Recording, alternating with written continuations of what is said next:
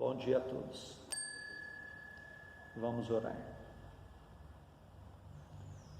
Pai nosso que estais nos céus, santificado seja o vosso nome.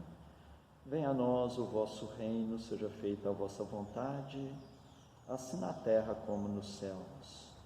O pão de cada dia dai-nos hoje, Senhor.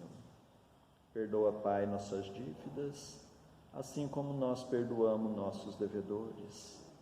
Mas não nos deixes entregue às tentações e livra-nos, Pai, de todos os males. Senhor Jesus, Espíritos amigos, estamos iniciando os estudos na Escola de Moral Cristã, rogando as vossas bênçãos, o amparo para todos nós e para todos os que estarão assistindo as explanações evangélicas, a fim de orientar os nossos passos nas decisões da vida, nos fortalecendo sempre no bom caminho, nos tornando melhores cristãos no dia a dia. Que a vossa paz envolva todos nós. Para os comentários do Evangelho, nós passamos a palavra ao José Luiz. Bom dia! Hoje nós iremos estudar do Evangelho segundo o Espiritismo, o capítulo 1, Não vim destruir a lei. O item 5, o Espiritismo. O Espiritismo é a ciência nova que vem revelar aos homens, por meio de provas irrecusáveis, a existência e a natureza do mundo espiritual e as suas relações com o mundo corpóreo. Ele nos mostra não mais como coisa sobrenatural, porém, ao contrário, como uma das forças vivas e sem cessar atuantes da natureza, como a fonte de uma imensidade de fenômenos até hoje incompreendidos e, por isso, relegados para o domínio do fantástico e do maravilhoso. É a essas relações que o Cristo alude em muitas circunstâncias, e daí vem que muito do que ele disse permaneceu ininteligível ou falsamente interpretado. O Espiritismo é a chave com o auxílio da qual tudo se explica de modo fácil. Crianças, vocês sabiam que Allan Kardec, antes de estudar o Espiritismo, antes de ter contato com os espíritos, ele duvidava que os espíritos existissem? Muitas coisas começaram a acontecer na França, que é onde ele vivia, e quando disseram para ele que os espíritos estavam se comunicando, ele duvidou. Ele disse: não, isso não é possível. Mas como ele era muito estudioso, ele foi atrás, ele foi estudar, ele foi conhecer melhor, e ele viu que realmente os espíritos estavam se comunicando conosco. Na verdade, os espíritos sempre se comunicaram conosco. Isso sempre aconteceu, mas o Espiritismo foi capaz de nos explicar isso de uma forma muito mais clara, muito mais fácil de entender. André Luiz, do livro Nosso Lar, que é o livro que nós estamos estudando, que vocês já conhecem, que foi feita uma versão para as crianças, para que todos possamos entender. Ele é psicografado por Francisco Cândido Xavier e pelo espírito André Luiz. André Luiz, ele também não sabia da existência dos espíritos, da vida após a morte do corpo, porque o espírito, ele nunca morre, apenas o corpo morre. O espírito, ele sempre vai estar vivo. E André Luiz também não sabia disso. Quando André Luiz perde o corpo, quando o seu corpo morre e o seu espírito volta para o plano espiritual, ele fica muito surpreso em ver que a vida continuava e que no plano espiritual também existem cidades, também existe trabalho, estudo, a vida continua realmente.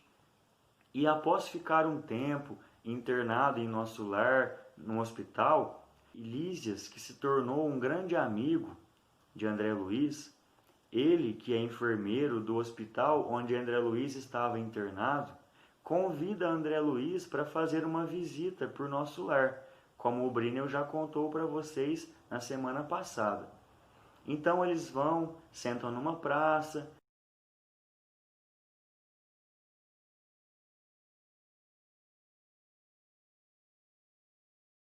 conversam, pegam um ônibus que andava pelo ar.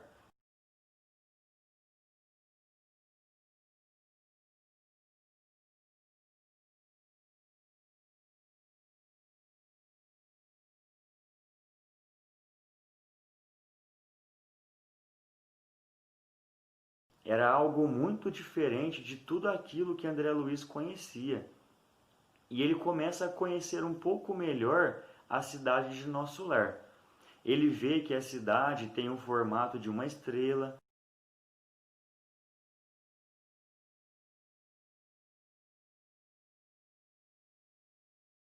que existem ministérios, que são lugares que tomam conta, que organizam a cidade.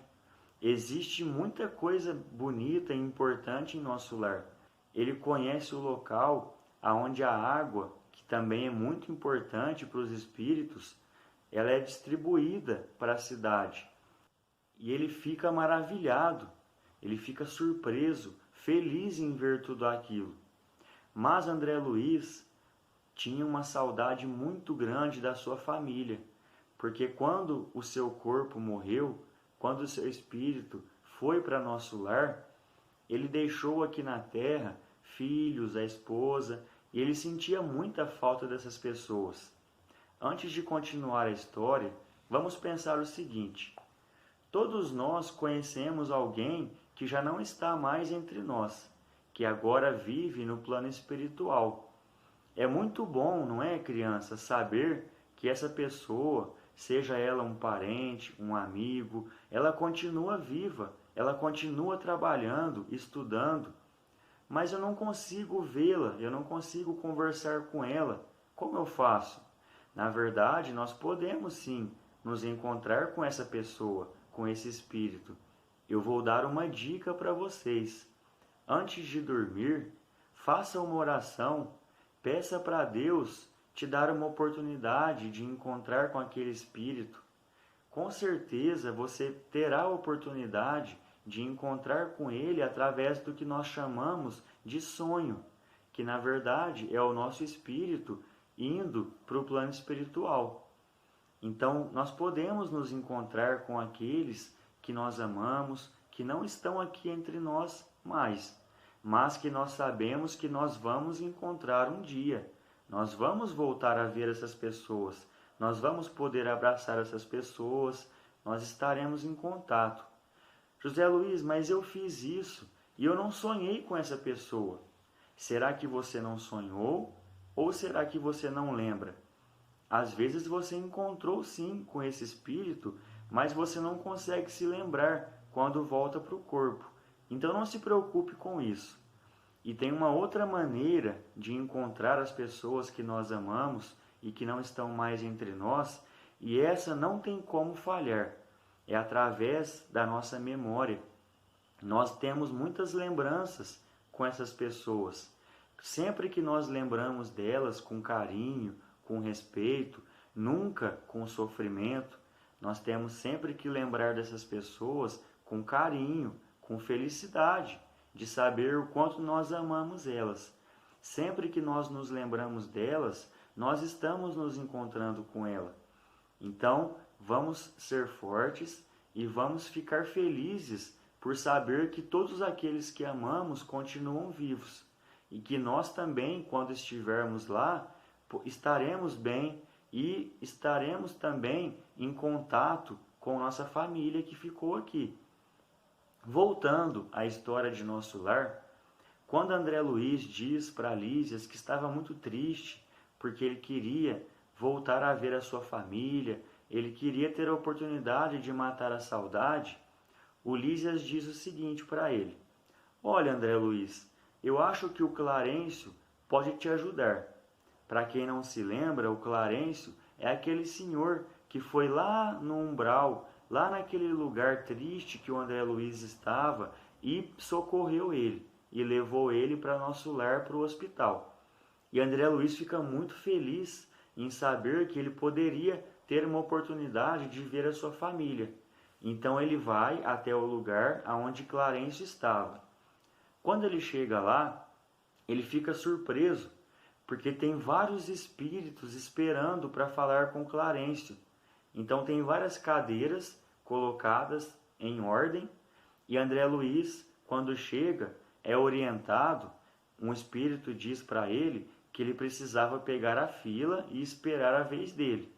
E ele ficou um pouco chateado com aquilo, porque ele já queria conversar com o Clarencio naquele momento. Vamos parar de novo e vamos pensar. Será que nós temos paciência de esperar as coisas acontecerem na hora que elas têm que acontecer? Ou nós ficamos nervosos porque nós queremos que aquilo aconteça naquele momento? Vamos ter paciência. Algumas coisas demoram um pouco mais para acontecer. Algumas coisas precisam do nosso esforço. Nossa dedicação é muito importante para que muita coisa aconteça. Então vamos ter paciência e vamos esperar o momento certo para que as coisas aconteçam. Voltando de novo na história, André Luiz pega a fila, fica esperando e ele percebe que na hora de conversar com Clarencio, ele não iria sozinho. Sempre ia de 2 em 2 conversar com o Clarencio. E ele fica tentando entender aquilo. E aí finalmente chegou a vez de André Luiz. Quando André Luiz foi e se sentou na frente do Clarencio, se sentou junto com ele, ao lado dele, uma mulher que já morava em nosso lar. Como ela chegou lá primeiro, ela começou primeiro a falar. Então Clarencio diz para ela: minha irmã, o que você quer dizer? Fique à vontade, estou aqui para te ouvir. E ela diz o seguinte: nossa, Clarencio, eu quero muito encontrar os meus filhos. Quando eu vim para nosso lar, eu deixei 2 filhos na terra e eu vejo que eles estão sofrendo. Eu preciso muito ajudar eles. Eu preciso reencarnar. Eu queria ter uma nova oportunidade de estar junto com eles.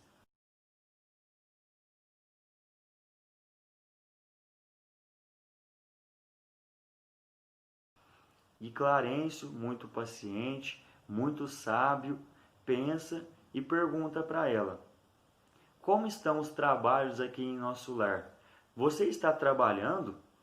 Aí ela diz o seguinte: olha, eu até fui trabalhar sim num hospital, mas quando eu cheguei lá, eu vi tanta gente doente, tanta gente sofrendo. Ah não, eu não aguento isso, eu não continuei no trabalho. Aí o Clarencio diz: mas eu te coloquei em outros trabalhos também. E ela começa a falar todos os trabalhos que ela teve a oportunidade de fazer, mas em todos ela desistiu. Todos ela colocava uma dificuldade. Ela sempre achava que era muito difícil, que ela não dava conta e ela desistia de todos. Então ela trabalhou muito pouco em nosso lar. Agora nós paramos de novo e pensamos em nossa vida. Será que nós estamos cumprindo direito nossos deveres? Quando a minha mãe pede para que eu ajude ela em casa, eu realmente vou e cumpro o meu dever? Ou eu largo no meio do caminho? Ou eu desisto, faço de qualquer jeito? Ou eu faço hoje e acho que está bom, que eu não preciso fazer mais? A louça da pia todos os dias está suja. A casa, ela se suja e nós sujamos a casa.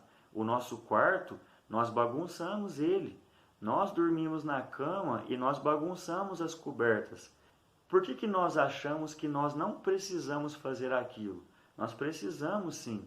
O Meimei, que todas vocês conhecem, crianças, tem muitas oportunidades de trabalho.